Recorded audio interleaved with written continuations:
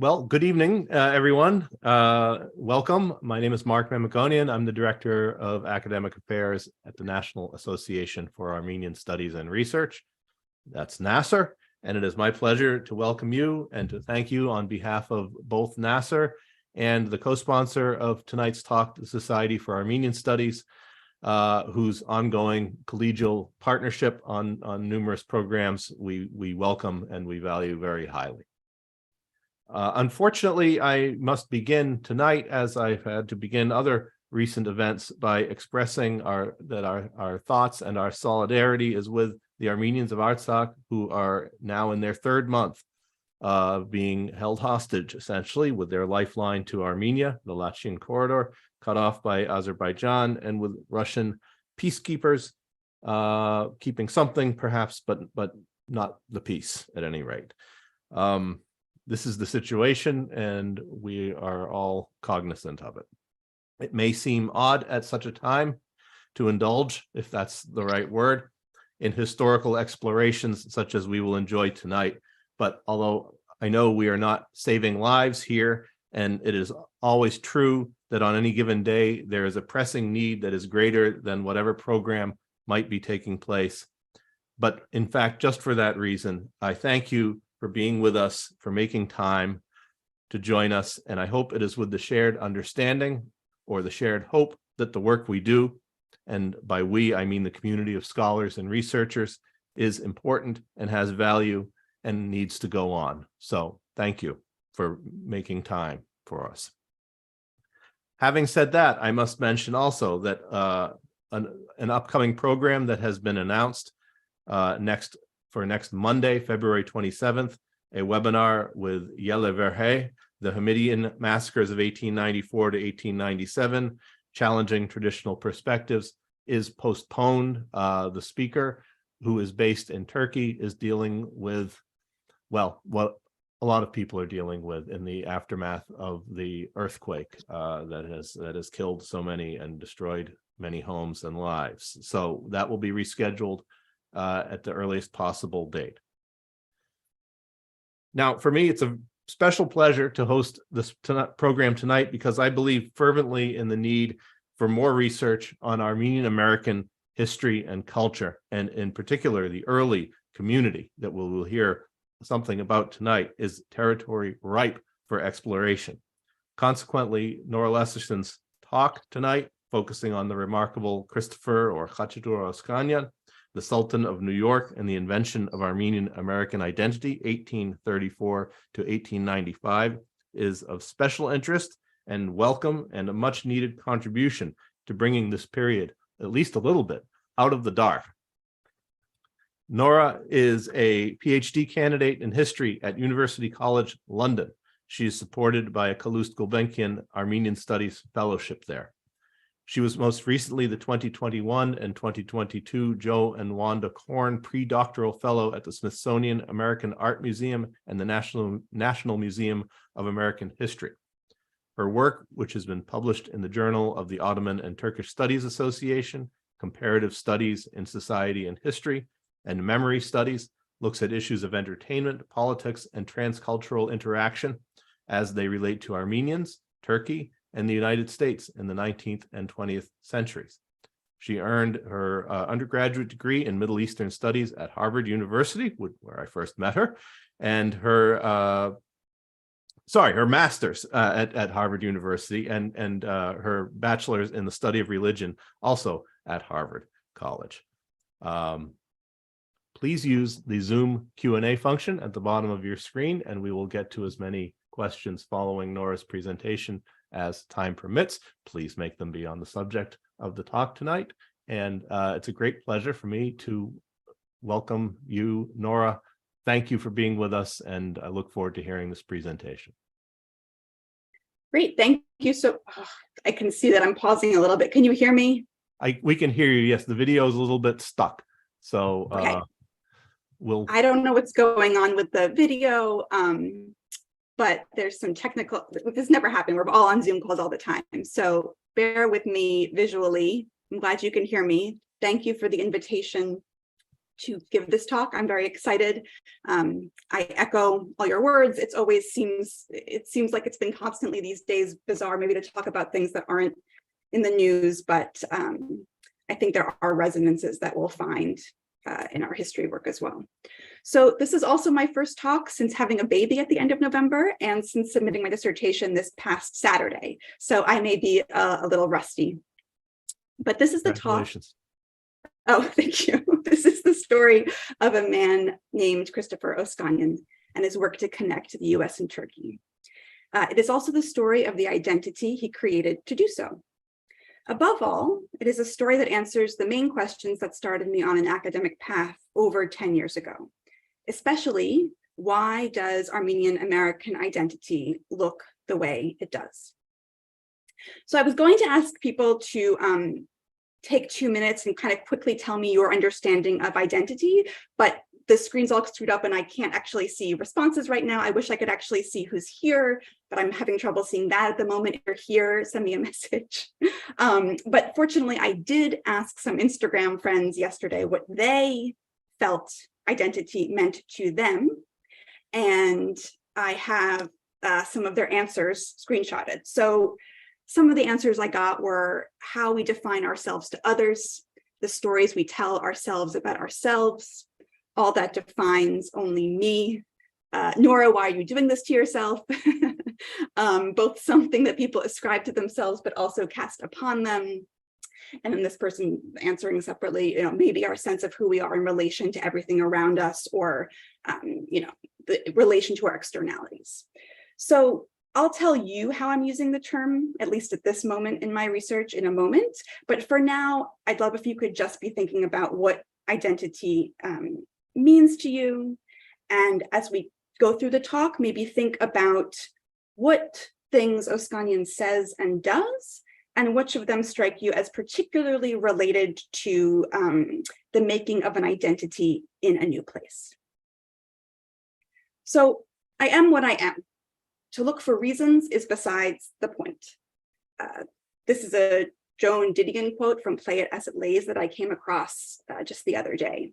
And normally one begins talks by bringing a quote that maybe says something essential about the story to come, but I'm beginning with a quote to say, at least historically, I very much disagree with this statement.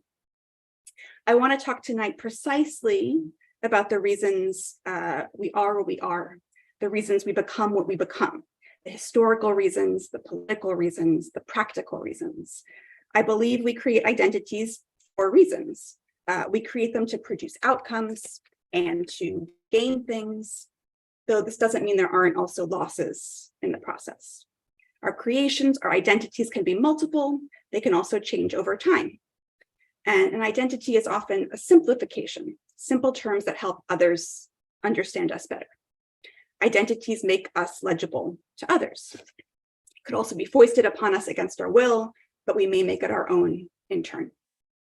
So this is the story of Christopher Oscanyan's reasons for inventing his Armenian-American identity in the way he did, and his reasons for reinventing it as his life and career were on.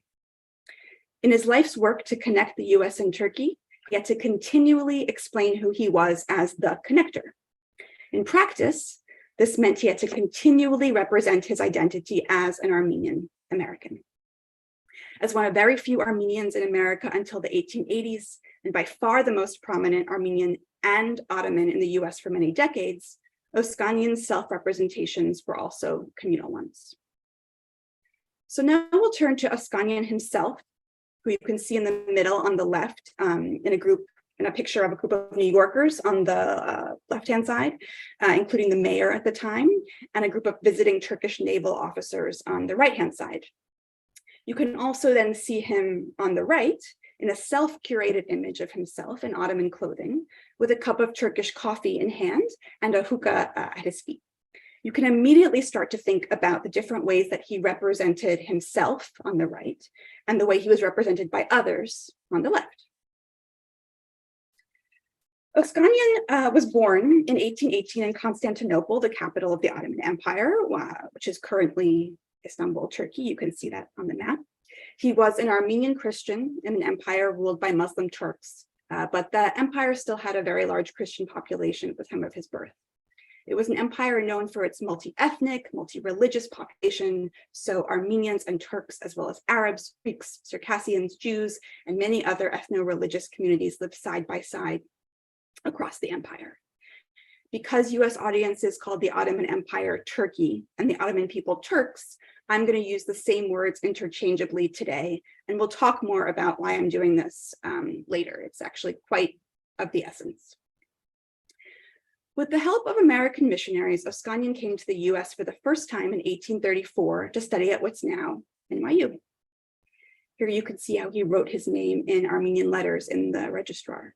It also says he's from Constantinople. He knew English at this point. It was a choice to represent himself in Armenian letters, so we can keep that in mind. He returned to the Ottoman capital between 1840 and 1854, only to then come back to New York for the remainder of his life. For most of his career, Oscanyan used a wide variety of pursuits and popular American media to try to, quote, correct erroneous impressions or negative stereotypes of the, quote, Turks.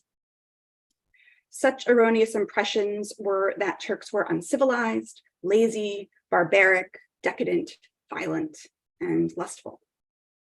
These kinds of representations are now usually called Orientalist stereotypes. Through his efforts, he sought to cultivate what he called mutual diplomatic relations between his two countries and to create, quote, friendly relationship between the United States and the Ottoman Empire based on mutual understanding. Oscanyan's politics and thus his diplomatic work changed radically in the 1870s, when relations between the Ottoman Empire and its Christian populations became more fraught than ever. From the late 1870s until his death in 1895, Oscanyan worked only to construct a diplomatic relationship between Ottoman Armenians and Americans, championing specifically immigration and aid. While he still wrote about the Ottoman Empire and its many regions and people, these writings were increasingly styled as personal memoirs of Turkey's past, not depictions of an equal nation with which to develop a diplomatic future. By the end of his life and the advent of large-scale state-sponsored violence against the Armenian people of the Ottoman Empire, Oscanyan turned against Turkey entirely, pleading for its obliteration. So now we're going to look at an overview of his work and how he presented his identity through it. Now, one of the most successful ways that Oscanyan attracted an audience throughout his career was through giving public lectures, a very popular form of entertainment in 19th century America and perhaps today.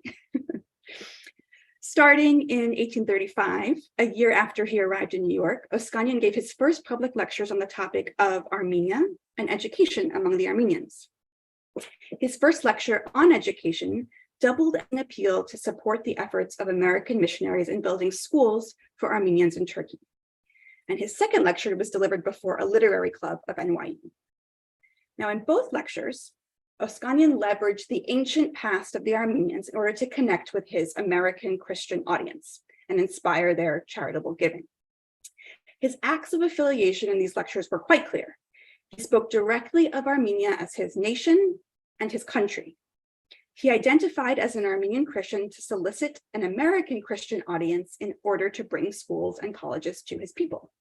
As he said, in terms that directly mirrored the American missionaries, quote, through knowledge comes civilization, through civilization, morality, through morality, Christianity, and through Christianity, eternal life.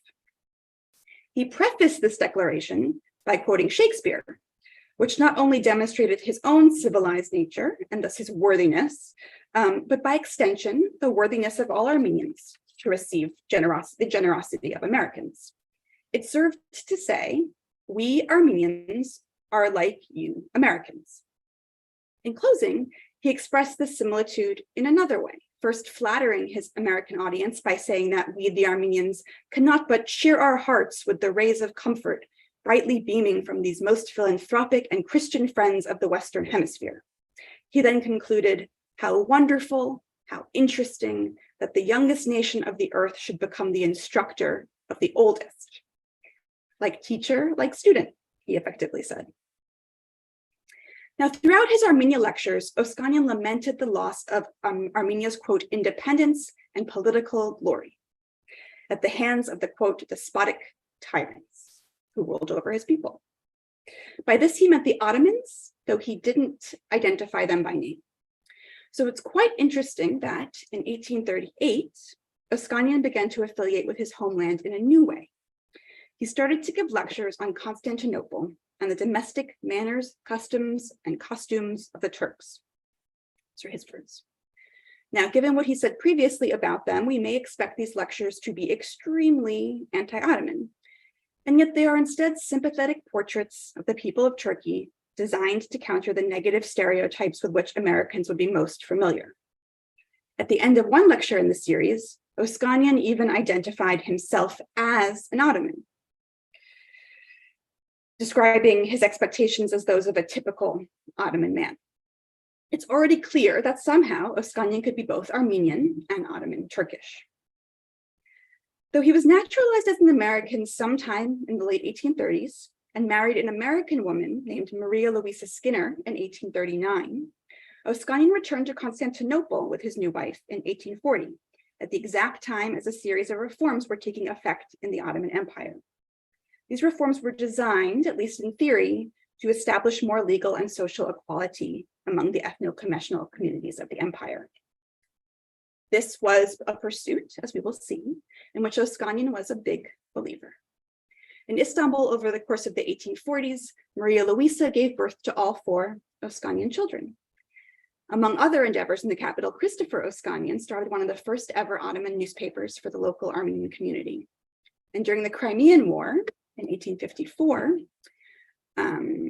Oscanyan installed an Oriental and Turkish museum in London to acquaint a British audience with their new Ottoman ally. This image at the left is from the cover of the museum catalog, and the exhibits therein were of wax figure displays. Now, Oscanyan featured the Armenians very prominently in his exhibition, and he wrote in the museum's catalog that the Armenians were, quote, the real life and soul of Turkey, and that without them, quote, the Ottomans, the Osmanlis, he says, could not survive a single day. This is an argument he would repeat later in the US too, and word for word. We might think that for an American or European audience, Oscanyan would want to distance himself from the Muslim rulers to assert his civilization. And in many places, he did just that, citing, for example, their fanaticism and their barbarism, stereotypes he was also trying to disabuse. At times, he combined both sentiments, making statements that were all at once expressions of Armenian superiority and influence, critiques of the ruling power of the Ottomans, and affiliations with Turkey and the Ottomans. This pride and emphasis on influence shows us that criticism and collaboration were not mutually exclusive. Armenians like Oscanyan felt both special and subjugated. Armenians and other non-Muslim subjects could feel and wield political power in and through their personal influence on decision makers or the influence exerted by their people. Narratives like Oscanyan's show us that in the absence of Ottoman non-Muslim political equality, loyalty and influence were highly valued. Oscanyan's statements also show that a people can feel subjugated by a ruling power, but not adopt the views of their rulers. To say one is subjugated or subordinated is not to say by definition that one has neither confidence nor power. So soon after Oscanyan returned to the US in 1855, he resumed lecturing on the topic of Turkey and its people. His stated affiliations with Turkey were even stronger than they had been in the 1830s. He identified and/or was identified as the Turk and the Turkish lecturer. Over time, he was considered variously a Turk, an Armenian Turk, an Americanized Turk, and eventually a confirmed New Yorker. You can see his fez in the image on the right, which he continued to wear in New York City through at least the 1880s. Oscanyan's American Turkishness did not mean that being Armenian was unimportant to him or that he was trying to deny his background. Quite the contrary. As we have just seen, Oscanyan considered himself to be first and foremost an Armenian.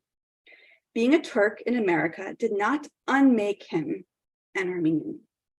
Rather, it made him legible to the largest possible audience that he was of Turkey, a land with Turkish rulers, not a land inhabited by a single ethno-religious group. To him, Turkey was a Muslim-Christian empire state, Muslim-Christian empire-state. As he wrote in the Oriental and Turkish Museum catalog, the Armenian community was the very life and soul of Turkey.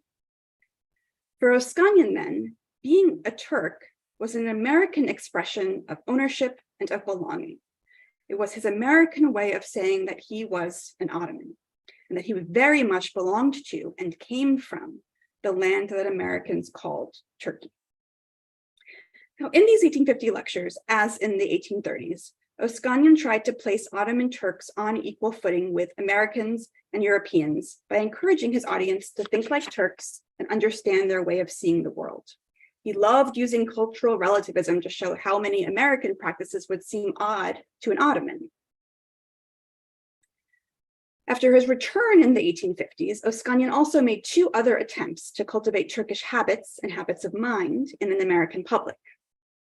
In 1855, he established a Turkish coffee house at 625 Broadway. There's now a Chipotle, the same address. You can see me there and some friendly person waving in the background. His goal was to cultivate friendly relations between Turks and Americans by having them meet, quote, in an unrestrained and social way. He wanted Americans to socialize with Turks, to get to know them on their own terms, even though there were barely any Turks in the city to patronize such an establishment or with whom Americans could engage. Now, unfortunately, the coffee house failed after a year. He also tried on two separate occasions in 1855 and 1862. The 1862 was actually in the middle of the Civil War, the American Civil War, to develop a Turkish bath in New York. But that effort likewise could not gather enough support. The image on the left of the Turkish bath is actually from his 1855 Oriental album. It's actually the first exhibit. Oscanyan was pretty obsessed with Turkish baths. A lot of the newspapers would comment on kind of his obsession with this. And I've made this joke before, so sorry to those who've heard it, but I really love thinking about him in the really, really dirty New York City streets where there were actual pigs running around at this time and thinking like, man, these people really need a Turkish bath. So Oscanyan also started writing for the city's newspapers in the 1850s. And in 1857, he published a book titled The Sultan and His People. In many ways, he used this to display his suitability for an American diplomatic position in the Ottoman Empire, post he was trying to get from about 1856 onwards. In The Sultan and His People, Oscanyan positioned himself as an author particularly equipped to comment on the appropriate path to Ottoman reform and to construct a bridge between Muslims and Christians and between the Ottoman Empire, Europe, and the United States. Underneath his author portrait, he featured two of his signatures, which you can see there, visually demonstrating his duality and thus his role as an intermediary, the top in the Armenian letters and the bottom in the Latin alphabet. On the title page, he emphasized his native Ottoman and Armenian origins. He was listed as C. Oscanyan of Constantinople, which was featured above an original crest that combined a range of Armenian symbols, including a lion, an eagle, an owl, Mount Ararat with Noah's Ark, and the river Arax, along with Oscanyan, again written in the Armenian letters. In his preliminary chapter, he underlined his insider status, his ability to tell you about Turkey and its future in a way no traveler could. He did this by writing, quote, "The author presents himself to the American public a native of Constantinople and of Armenian parentage." The book's dedication, however, drew out his American bona fides, showing an American audience that he understood the American mind. It read, "To my alma mater, the University of the City of New York, this work is respectfully dedicated by one of its offspring." In short, Oscanyan leveraged his affiliations to show that he could speak expertly about the Ottoman Empire and its people to an American Christian audience as an insider of all three communities. Now, the text itself was a mixed bag, which both used and subverted common tropes about Turkey. Read carefully, however, Oscanyan's book, like his lectures, sought to place Ottoman Turks on equal footing with Americans and Europeans. But his perspective was complicated and could be confusing. Despite believing Islam was, quote, barbarous, For example, he presented a generally sensitive account of Islam. He tried here and elsewhere to complicate the Western idea that Islam and Christianity were permanently at odds. On the whole, he considered the Ottoman Empire capable of regeneration and reform, not a stagnant society incapable of civilization. He was stridently anti-Russia and hoped that Turkey, with the help of Europe, could avoid Russian advances into Ottoman territory. In a 40-page section on the future of Turkey, he provided advice for how Turkey could best be, quote, preserved and resuscitated, positing ideas like the separation of church and state, decentralization, and the installation of European oversight. He believed especially that Christians and Muslims needed to have equal political and civil rights. It was unacceptable to him that members of only one religion ruled the land they in fact shared with others. And he believed that such equality could be established because, quote, the nature of the Mohammedan religion, Islam, is not essentially in opposition to reform. Now, as I mentioned, starting in 1856, Oscanyan tried quite desperately to get an American diplomatic position in the Ottoman Empire. The government seemed in favor of appointing Oscanyan, but a position was never made official, likely due, at least in part, to a soured relationship with the American missionaries, whose ties with the American consular office in Constantinople ran deep. But Oscanyan's interest in geopolitics endured. In the early 1860s, Oscanyan wrote anonymous editorials for the New York Herald on, quote, Eastern affairs. He wrote especially about how he thought the Eastern question should be solved, basically what to do about the weakening Ottoman Empire. Well, just 3 years earlier, he had suggested that the way to reform Turkey's political system was to do so in a manner that provided Ottoman Christians, and Muslims equal rights so they could rule together under European oversight. By 1860, he no longer trusted that Europe had the best interests of Turkey and its Christians at heart. He proposed a new plan to divide up the Ottoman provinces into small but independent states, so that the, quote, unruly population of each can be kept in perfect control by its chief. For the Armenians, he suggested that, quote, the two Armenian provinces could be combined under the rule of one of their old princes, many families of which are still in existence. And in one of these columns, Oscanyan also referred to the Armenians as the Yankees of the East, a nickname almost identical to the Yankees of the Orient, which was what the American press would call the Armenians during the massacres of the 1890s. As he had in his 1830s lectures, Oscanyan was here too aiming to equate Armenians with Americans. He was drawing Armenian identity in American terms. In 1863, in the midst of the Civil War, Oscanyan began to adopt a more spectacular diplomacy.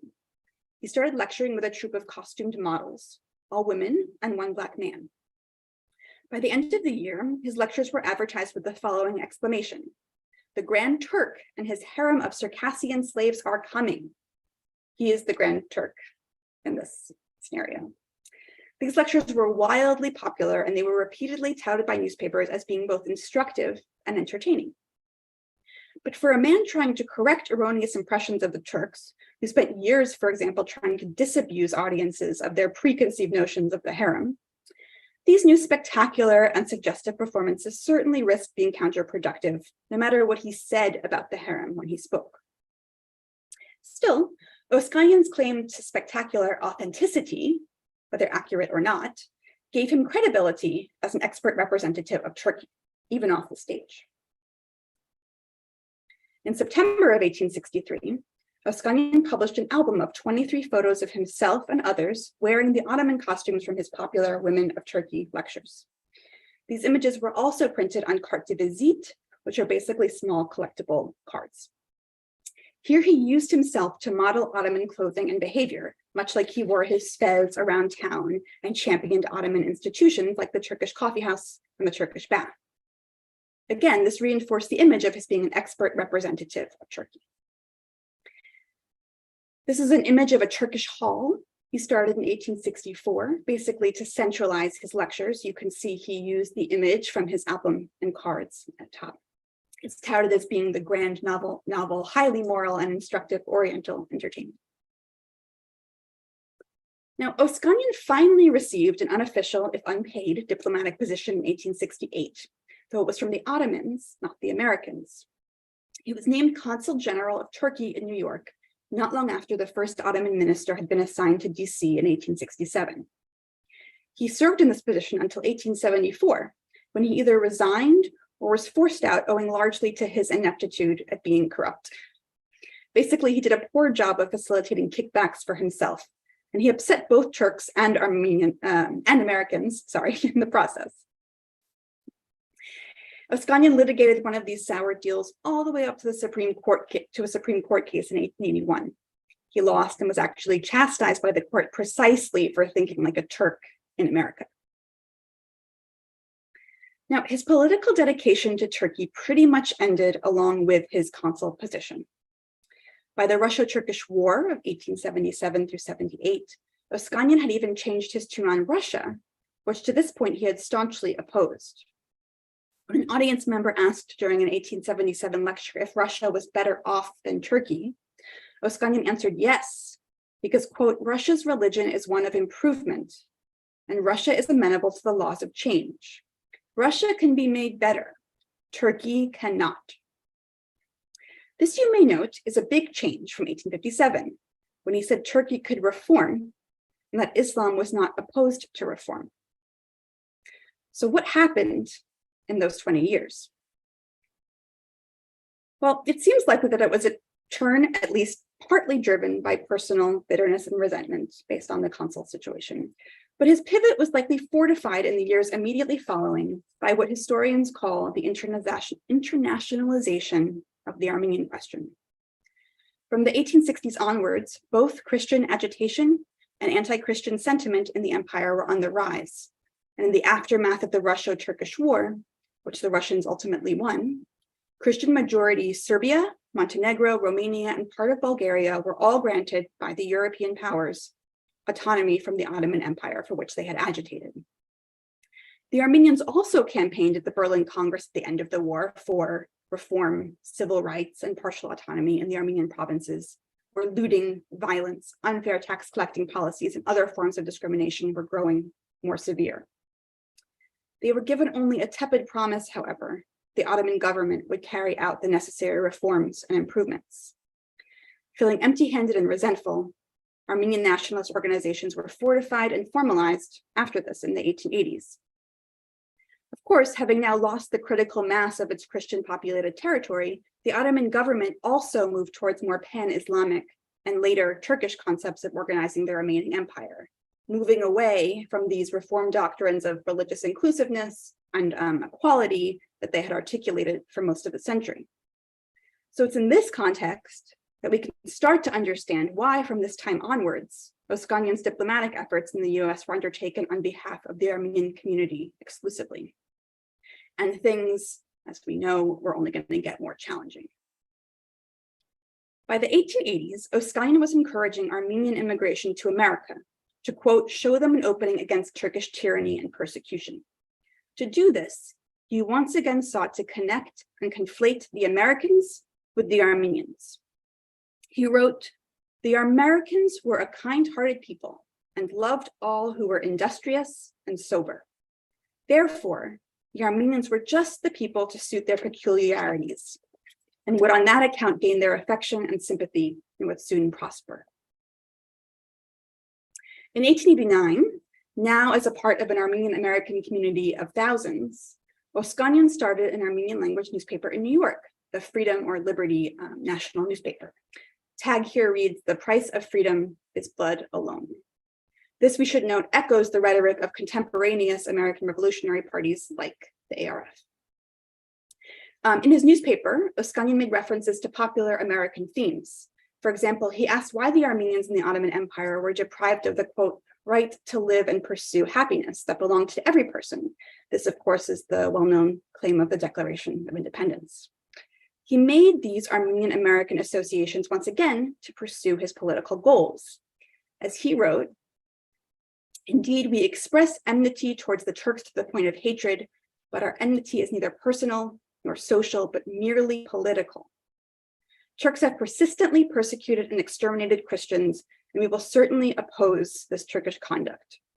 Will we be accused of not giving the pleasure of being slaughtered or sacrificed for fanaticism? 4 years later, in the summer of 1894, Ottoman soldiers did indeed murder Armenians at a scale they had never done before, killing thousands in a town called Sassoon in the eastern provinces of the empire. Oscanyan, of course, was outraged. Now inching towards the end of his life, he issued an address to his fellow New York Armenians from his sick room that was to be delivered on his behalf at a meeting of Armenian-Americans at the Great Hall for Union, which is still there today. The New York Recorder, where it was published, called Oscanyan the patriarch of the Armenian colony in America, and reported that he, quote, called on America to avenge the Turkish outrages. Armenia's only hope, they wrote, is the United States. Oscanyan closed his address with the following: the utter extinction of a power so barbarous, inhuman, and relentless as Turkey all through history has shown itself to be, would be a blessing to the world. I may not see that glad day, nor may you, my brothers, but pray God our children shall see it. It is written in the decrees that the slayer of women and children, the arch enemy of religious freedom, the foe that has sworn to extinguish Christianity, and the most dissolute and degraded power that has ever disgraced the face of the earth, will disappear, crushed and obliterated by a strong, humane, and just civilization. Heaven speed the day. Oscanyan. Christopher Oscanyan died the next year of pneumonia, on August 1st, and was buried in Staten Island. His tomb, an obelisk, has separated from its base, but it reads only Oscanyan in the Armenian letters. In the end, Oscanyan invented and reinvented his Armenian-American identity precisely for reasons. At first, Oscanyan's Armenian-American identity overlapped with a more general Ottoman-American one. He was committed to sharing and enacting widespread Ottoman Turkish values and promoting reform in Turkey. He could affiliate with Turkey and Turkishness without it diluting his Armenianness, and vice versa. In fact, as Oscanyan himself wrote, he believed the Armenian community was the real life and soul of Turkey, and that without them, the Ottomans could not survive a single day. His having an identity that was both Armenian and Ottoman Turkish was essential to his being able to argue for reform in the Ottoman Empire. Turkey did not belong to Muslims alone. Turkey belonged to Armenians like him too. Owing to changing politics in the Ottoman Empire in the 1870s, however, as well as increasing Armenian immigration to the US in the 1880s, Oscanyan fully embraced Armenian nationalism, that is, the belief in an autonomous, self-governed Armenia, as well as the pursuit of Armenian immigration to the US. He fully took on an Armenian-American identity that allowed him to champion human rights in the face of what he identified as rising Turkish tyranny and persecution. Motivated by some combination of personal and political grievances, Oscanyan embraced the dominant American and European paradigm of Islam versus Christianity that he had worked for decades to complicate. He fully conflated Armenianness with Americanness because he felt that Turkey was no longer a place to be an Armenian Christian. The United States, on the other hand, was. In presenting Armenians now in American terms, and to the exclusion of Turkish ones, Oscanyan chose, or was in many ways left with, legibility over historical complexity or multiplicity. This was the best way he saw to move forward and secure his desired humanitarian outcomes. So now I'm curious, what did you see in Oscanyan's work? Thank you.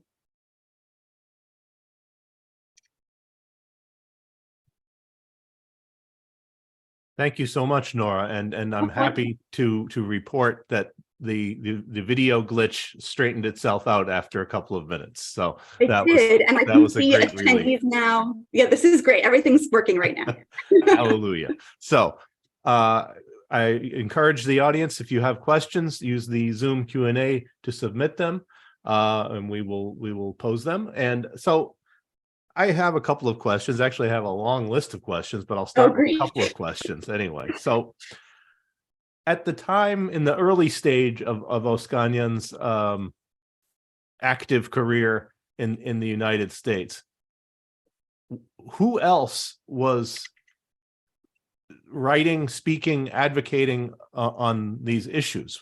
Did he have the floor to himself, essentially, or were there competing voices talking about Turkey, the Ottoman Empire, and the minorities? Yes, so that's a great question, and one I have to research more fully. But I will say his main competitors were the missionaries. Sure. That was the main voice through which people were learning about the people, specifically the Armenians of the Ottoman Empire. It's probably why they'd be so familiar with the Armenians, why being Armenian gave him as much credibility as it did. The degree to which he agreed with the missionaries changed over time. So you can see in those initial 1830s lectures that he absolutely kind of is on the same page with them. In fact, he's basically fundraising for them. But by the 1860s, he sees them as quite problematic, to say the least. I didn't include it in this presentation, but he has very, very harsh words for the missionaries. He sees them as speaking negatively about the Armenians in the empire. And so at that point, he also starts to speak out against the narratives that they're presenting. How an American audience received Oscanyan's corrections is very much an open question. But to answer your question, that's the main other voice. There were other lecturers who, like, there's a famous man named Bayard Taylor who spoke about the Arabs of Egypt in his travels, but he tended to be received more for kind of his Americanness, like, oh, he's this an adventurer. Look what his adventures in the Middle East tell us, the Orient tell us about being an American. Oh, we're so brave. Oh, we're so rugged, these sorts of things. So very good question. And another question, and I see other questions are coming in, is that for some amount of his life in this country, he must have been virtually the only Armenian-American in the public eye, since there wasn't, there were other individual Armenians here, but not a community per se, as you say, until later, certainly after the Civil War. I wonder if having almost a monopoly on being an Armenian in America allowed him to a certain freedom that he maybe didn't have later when there were other Armenians around.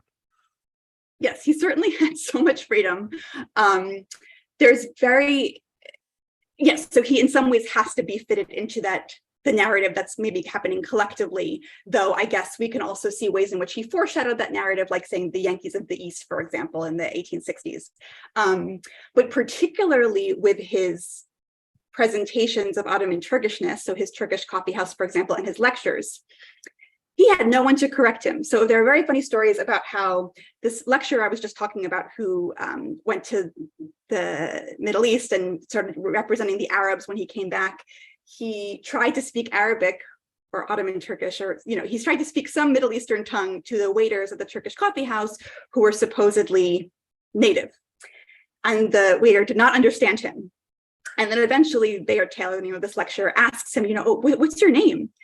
And he basically gives him this very Irish name. And so he's using, Irish immigrants to act as Turks in his coffee house. Similarly, during one lecture in Iowa, Oscanyan supposedly uses, native models on his stage to wear the Ottoman outfits. But in Iowa, they really have a problem with him because they start to recognize these women from, the hotel down the street, the chambermaids down the street. So he pushes the fact that he's the only one sometimes, and people start to recognize that maybe there's no other Turks around. and to what extent did he see himself as an intellectual versus as a showman, or is that a meaningless distinction in this case? I mean, it's interesting. Basically, my dissertation talks a lot about kind of how those things overlap at this time, and entertainment and politics and all these sorts of things work together. So it's precisely the right question. I think he started out with, he had very serious goals, but he realized the way to attract an audience was kind of through these showman tactics.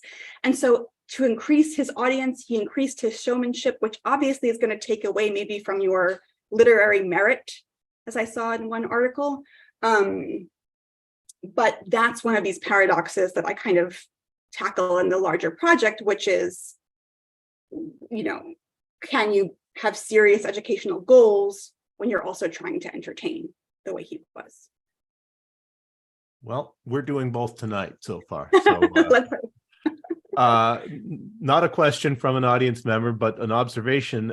This individual has visited the cemetery where Oscanyan is buried and hopes that there is a way to raise the money to replace the obelisk on the base. Yes, he deserves a better monument than that at this point, I think, for sure. And I also think I'm correct in stating that at least one, maybe more than one member of Oscanyan's descendants is attending tonight. Thank you for being with us and for hearing about your most fascinating ancestor.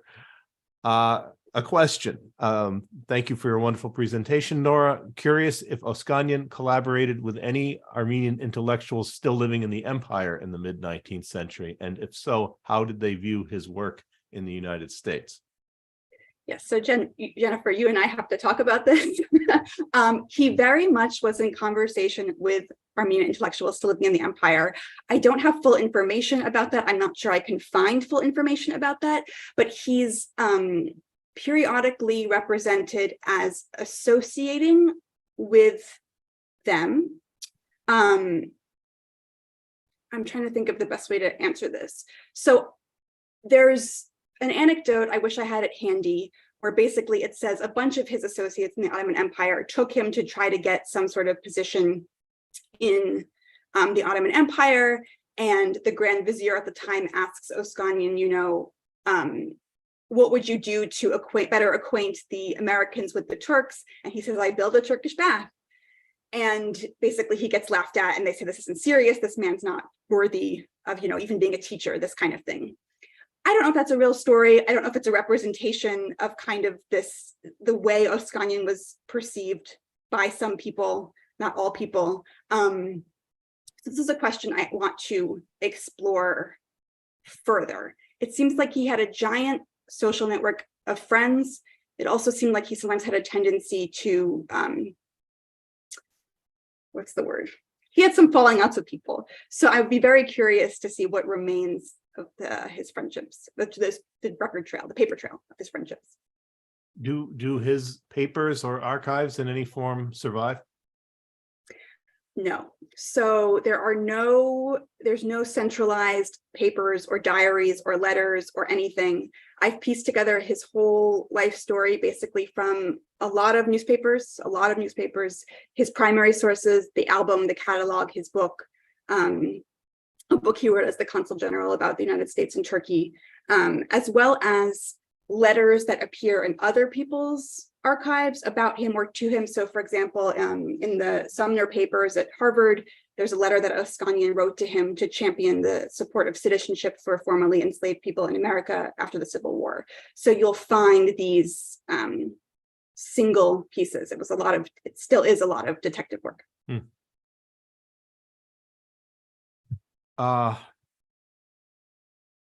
What do you know about his lectures in Boston or in Massachusetts, including Worcester? Were his audiences primarily American or Armenian or other? I guess they couldn't have been primarily Armenian, given how few Armenians there were. He did. We know a lot about his lectures in Boston. His first Turkish lectures, in fact, were in Boston. He was quite a draw. I have a very charming description of him describing arriving in Boston to his audience, where he basically, by ferry, he was arriving by ferry, and he basically says, if you add minarets to the State House, you feel like you are in my home, city of Constantinople. So I love how he combines Boston and the Ottoman Empire in that anecdote. He visits Boston frequently. They're very interested in the lectures. I don't know off the top of my head if he visited Worcester, though he did visit smaller cities in the Boston area. And to Mark's point, that his audiences were very much American people who'd be attending these. There were no real Armenians until later, when the Armenians started gathering as a group of sort of Armenian-Americans. What about Turks? I know there were hardly any Armenians. Were there? There couldn't have been a large number of. I think there were Turks. fewer Turks than there even were. Even fewer, Armenians were considered Turks, but in terms of like Muslims, quite few. I mean, quite few from the empire. I don't know any off the top of my head. I'm sure they were there, but we don't sort of have a record of them. So when the Turkish visitors, for example, came, and you saw in that earlier image, to New York in 1858, it was a big deal that they were Muslims visiting New York City. And there were a lot of jokes made about like, oh, you know, they're serving them ham sandwiches and wine to receive them. And like, oh, maybe we should start praying 5 times a day. Oh, let's get Oscanyan to, you know, help us build a mosque, these kinds of things. So on the one hand, they're making fun. On the other hand, there's like a cultural literacy of Islam I don't think we even have necessarily today. But either way, it was a big deal that they were Muslims coming. Mm-hmm. How was he, or to what extent was he remembered in the decades after he died? So I think he was more remembered than he is today. So I know you've graciously scanned me, for example, an article from the 1912 Armenian-American yearbook, and he's remembered there as like a notable Armenian. So I think there was that memory, and you'll see occasionally he's evoked over the century, but it seems like after that kind of immediate moment, he was generally forgotten. I think he doesn't neatly fit into sort of a usable past in many ways. As we discussed, you know, his identities and his politics change. And so if you're trying to fit him into maybe a story or championing him as like a great Armenian-American, oh, maybe he affiliated too much with Turks, or if you want him to represent Turks, he maybe affiliates too much with Armenians. And so maybe his complexity actually is responsible for some of that forgetting, maybe. Yeah, sure. He's hard to fit into one hole, that's for sure. I usually don't identify people by name, but this is a question from Huri Barbarian, and because it ties into her research area, that's why I'm identifying her. Huri, sorry. Thank you for your talk. This question is, do you know if any of his family members went from the Ottoman Empire to Iran, as there are well-known Voskanyans in Iran? Although he seems to have spelled it with an O rather than a Vo. Yes. So that did sort of evolve maybe as he got into America. I think he was maybe writing it the sort of Armenian way before that. So first of all, thank you for attending. And second of all, I don't know of any of his family members who went to the Ottoman Empire to Iran. Maybe we could ask his family members, some of whom are present right now, if they know of any, but that does not, I've not come across that yet. Sorry. Okay. Do you know if he identified as a Protestant or as an Orthodox Christian or other? So I think it depended. Early on, people will say, oh, he's a Protestant, so he's okay. In the 1840s, when he was back in Istanbul, he attended the Protestant church, the American Protestant church. So he married a Protestant woman whose father was quite a prominent Protestant. He actually was one of the founders of what's now Union Theological Seminary at Columbia. So I think he was at the very least Protestant by association, and he certainly used that. But when he starts to make these arguments, for example, in the 1860s, where he's really mad at the missionaries, he sort of says anti-Protestant things and starts to kind of valorize the Orthodox Christianity. So I think he's kind of just, you know, up for grabs. His affiliation's up for grabs. But he's Christian through and through. He's a Christian. That's how he represents himself. Question, are you familiar with 19th century Boston figure named Joseph Yazigi, who was also, I believe, Armenian from Turkey? And if you aren't, I am, so I'm prepared to go on at tiresome length about this. So, but please go first. I think you've mentioned him to me, and I don't know about him personally, but I'd love to know more. And I'd love in general to do more about early Armenian-Americans. I'm open to anyone who's interested in kind of looking into that or thinking about these people. in their lives. So in super brief, Yazigi was either an Armenian or a Greek or an Armenian Greek. The record is a little bit ambiguous, but he came to Boston fairly early, became very successful, bought a house in Louisburg Square, married into Boston Brahmin society, became Ottoman consul in Boston. And I believe one of his sons was also, and the family is buried in Mount Auburn Cemetery in Cambridge, where we walk past them all the time. A subject for further research for sure. The family was from Smyrna. So that is another good topic for someone interested in this period for sure. Let's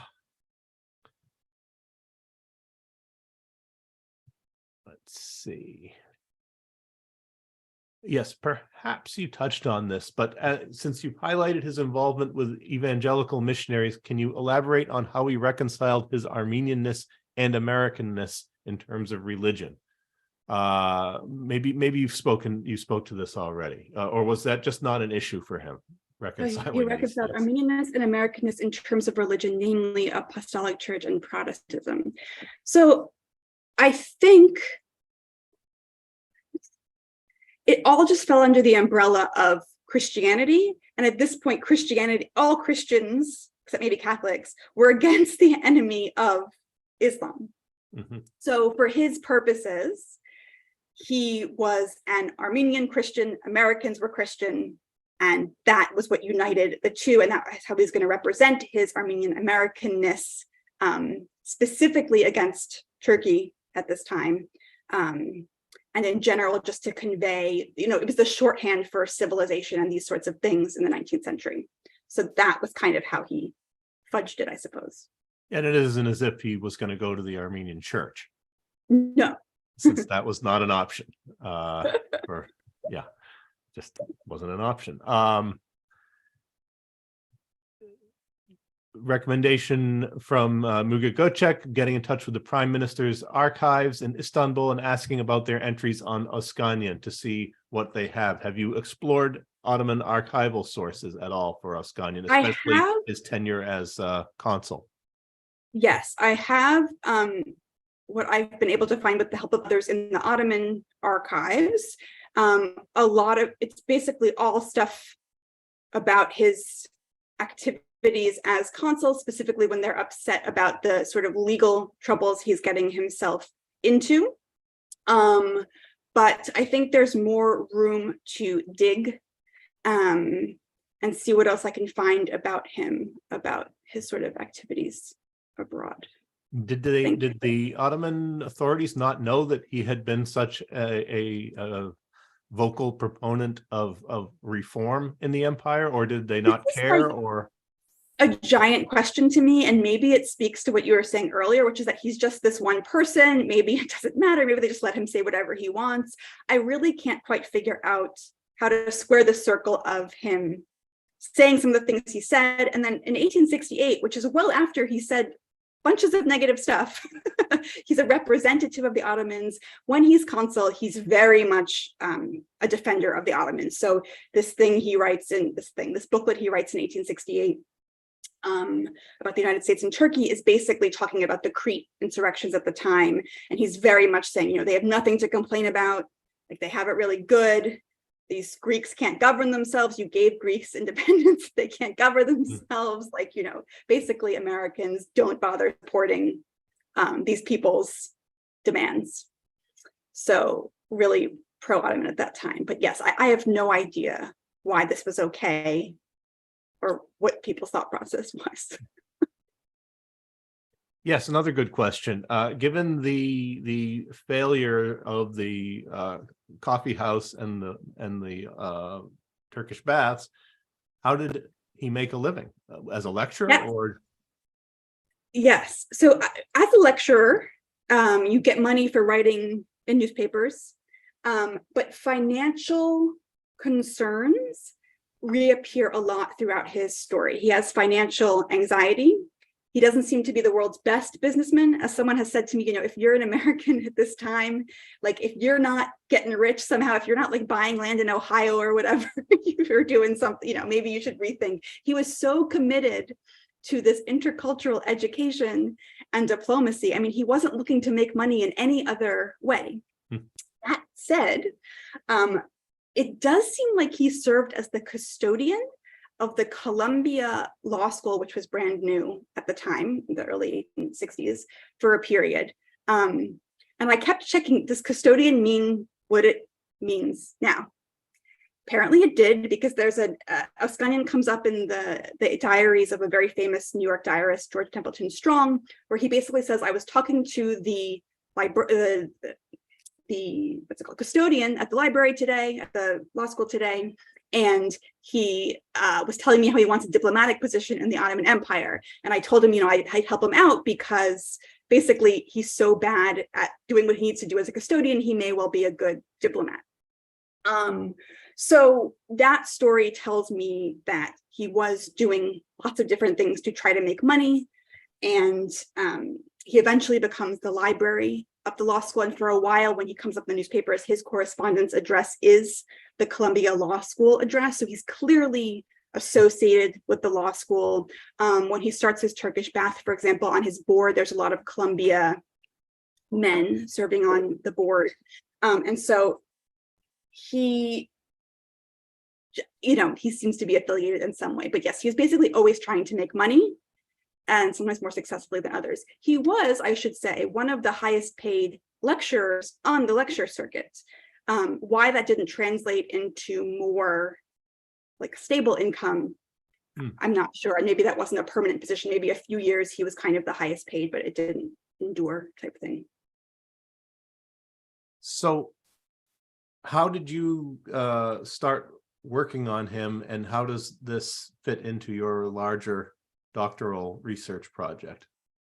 Yeah, so I came to him through researching my own great-grandfather. Many of you might know that I started a sort of academic journey with my great-grandfather's memoir, and my goal with that was to kind of write about how the world he wrote about in Ottoman Turkey around the time of the genocide was much more sort of cosmopolitan, as we might say, even in Ottoman Marash, even in the provinces, and that we should really account for that when we look to describe the Ottoman world, the past. This wasn't to exclude the violence and power dynamics, but it's to say, like, look, he enjoyed speaking Turkish. He found it self-meaningful, or he found it meaningful that he was an Ottoman. He volunteered to be in the Ottoman army, these sorts of things. So, of course, as I was researching this article, I went to a talk at Harvard CMES on Ottoman cosmopolitanism by Ahmet Ersoy, and he mentioned Christopher Oscanyan as the quintessential Ottoman cosmopolitan. And I remember sitting in the back of that room on Kirkland Street and like seeing his Wikipedia, and so many things in that one Wikipedia entry were just things I was interested in, like, oh, he wrote for newspapers, oh, trains, oh, Armenian, oh, this. And I'm just like, oh, this guy is in my future. And so I kind of started looking for him in the newspapers, and he kept coming up, and I was able to just kind of build out a spine of his life story. And it's really just turned into a biography, a microhistory, I guess, depending on how you want to think about it, of this person and what he tells us about many things, depending on what you're asking. So he can tell us about American society at this time. He can tell us about Armenian society, about Ottoman society, about all three. I wrote my dissertation a lot about how he bridges the worlds of entertainment and politics, and how sort of his entertainment profile gives him legitimacy in the political space, these sorts of things. As I look forward to the book project, I'm thinking I will do it in terms of Armenian-American identity. I'm not entirely sure. I guess it depends a little bit on how everyone thinks this talk went, but I realize it is the story I kind of set out to research in my graduate studies. And as you move kind of further beyond it, you start to ask yourself different questions, but maybe it's a story that still needs to be told, and a story that his life tells rather nicely. So that's what I'm thinking right now. I didn't realize, assuming that this is the case, that he is the source of the Yankees of the East. phrase or the popularizer of it. I don't know. Is this Yes. something that you would encounter elsewhere? And are there similar phrases, the Yankees of the fill in the blank, for other ethnicities or groups? Yes. So I have a footnote on my dissertation in this. One of the missionaries with whom he's very associated, a little bit earlier in the 1850s, refers to the Armenians as the Anglo-Saxons of the East, I believe. So maybe he knew about that. I assume he knew about that and kind of made it more fun. Later in the century, other communities are also referred to as the Yankees of the East. I believe the Japanese and maybe the Jews. I have to check. But it is not just the Armenians, but the idea is the same, which is that kind of making these people American for political reasons, largely. And can you tell us again, I'm sorry, this is now going back to the beginning of your talk, and apparently I'm suffering from short-term memory loss. How and why did he come to the US in the first place? Oh, sure. So he came, I believe, through the American missionaries. I don't have a piece of paper that kind of says we brought him over. He went to get an education because there was, in his words in that early lecture, there was no place for him to get that kind of education in Turkey at that time. He's definitely associated with the missionaries once he comes to America. There's some letters that speak to the fact that, oh, they know Oscanyan's in America. His sister, I believe, is living with the missionaries in Turkey during this time, as he was, I believe, at some point. So she's like learning her English and these sorts of things. And they actually make notes. The missionaries comment on how both Oscanyan and his sister could be more pious. So they really wanted piety. The Oscanyans clearly were not pious enough, though their father was a heralded convert, though older. And he ended up being a Bible seller for the missionaries in Constantinople. And his funeral in the mid-1840s was actually a source of drama because stones were thrown and such things at the funeral procession. So his family very much becomes mixed in with the missionaries. Well, it's remarkable too that he didn't choose to, but that he died when he died. That is Christopher Oscanyan, since he died on the eve of the, well, after Sassoon, but I gather before the larger events of 1895-96, which undoubtedly would have only further moved him in the direction that he was going in already. Wow. We've covered a lot of ground. We have covered a lot of ground. I'm really grateful to you. What is the title of your dissertation, by the way? Someone wanted to know. Oh, it's The Sultan of New York, Instructive Entertainment and Ottoman Armenian Politics in 19th Century America. Well, congratulations on its completion and on submitting it and all that good stuff. And thank you for sharing some of your knowledge with us tonight. It was really, really interesting, and I think everyone enjoyed it. And I'm glad the video didn't melt down on us. So that's excellent. Thank you on behalf also of the Society for Armenian Studies, and thank you to the Society for Armenian Studies and from Nasser and from all of us. Please tell your friends to watch on YouTube. The video will be available on there presently, and see you up the road. Great. Thank you, everybody. Thank you, Mark. Thank you, Nora.